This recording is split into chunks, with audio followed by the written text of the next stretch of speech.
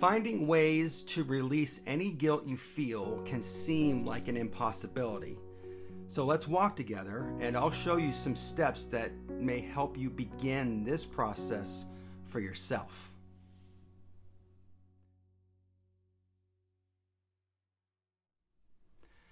Hi friend, welcome back to Grief Questions Answered. I'm Eric, and it's my goal with these videos to share everything I've learned about how to survive, find support in the loneliness of grief, and how to intentionally get back up and live beyond the loss of a loved one. If this grief tip doesn't help you today, I am confident it can and will help you at some point in the future. So be sure to save this video to watch later on, and if you haven't done so already, click that subscribe button down below, as this is the best way to get notified of new videos just like this and to show support for the channel. So let's go ahead and get into today's question, which comes from Patty, who sent me an email, and she asks, how can I forgive myself for not saving them? Now, Patty asks a very challenging question for a lot of us, and one that resonates not only maybe with you, but it certainly resonates with me, even the struggle I faced after the loss of my daughter Zoe. I had a lot of guilt, but here's the thing. Guilt for what we perceive as our inability to protect our loved ones can be really excruciating.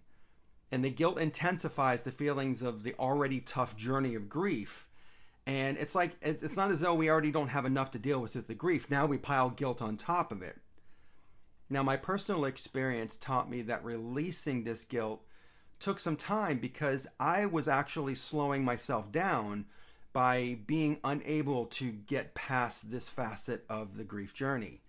And so it's important to note that if you're grappling with similar emotions right now, this isn't your fault, or it's not your failing. It's a natural response ingrained within each of us.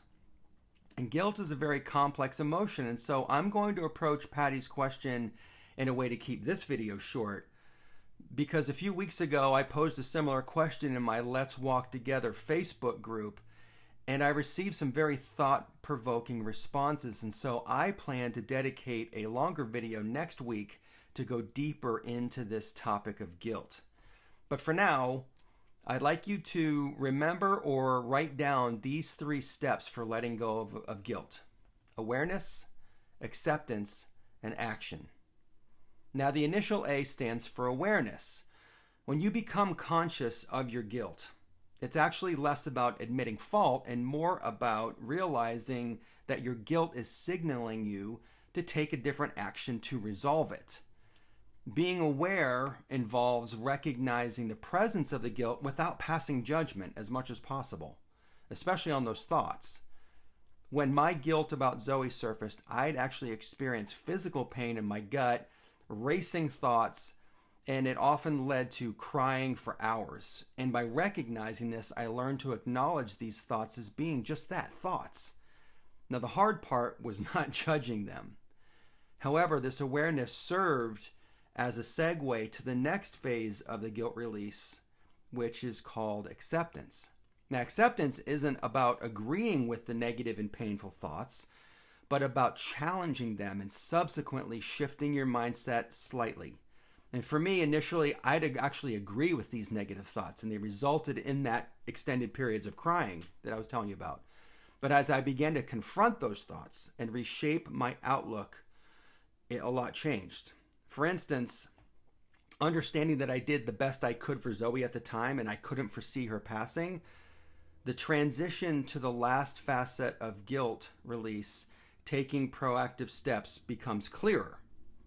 Now, taking action is pivotal for solidifying the mindset shift. It entails integrating new practices into your life, transforming them into habits instead of allowing the guilt to maintain its influence over your mind and body. Now, this phase is often the most challenging because it goes against how we're wired as humans. We're doing what comes natural to us in feeling that guilt. And so introducing a new action actually disrupts that old pattern, like my practice of documenting all that I had done for Zoe. I also journaled on the benefits of letting go of the self-blame so that I could focus on my healing. And I had to realize that imperfection is universal. And not only that, but being grateful for having Zoe in my life and for 15 years of getting to be her dad, it was so helpful. Now, this actually fostered some empathy and initiated some forgiveness, which was important. So remember here, forgiveness isn't a choice. It actually emerges from when we release our guilt. So why is it essential to let that go? Well, guilt tethers you to your pain, hindering healing. Releasing guilt doesn't diminish the love that you have for your loved one. Rather, it liberates you to nurture yourself through the healing process. And so to recap, awareness means that we're acknowledging those thoughts and not judging them. Acceptance requires challenging and then reframing those thoughts. And then actions allow us to actually take those reframed thoughts and put them into play. So Patty, this journey takes time, and it does demand cultivating new actions to move from guilt to that freedom away from the guilt. In that your healing doesn't equate to leaving your daughter behind. It signifies progress towards brighter days, and you're honoring both her and yourself at the same time. So releasing guilt will accelerate the healing and open the door to forgiveness, not only for yourself, but for other aspects of your journey that will require it. So please be compassionate with yourself. Remember, we're all human and we're all imperfect, and you're not alone on this path. Support does surround you. So be sure to check out next week's special video titled Grief Questions Answered, How Do I Release Guilt for Good? And I'll go deep on this topic even more. So let me ask you, do you have a question about grief that I can answer for you? Let me know in the comments below. And by the way, don't forget to join us for the next Emotional Relief Workshop. Just head over to emotionalreliefnow.com and learn more about how you can go from emotionally overwhelmed to grounded and calm in 90 seconds or less.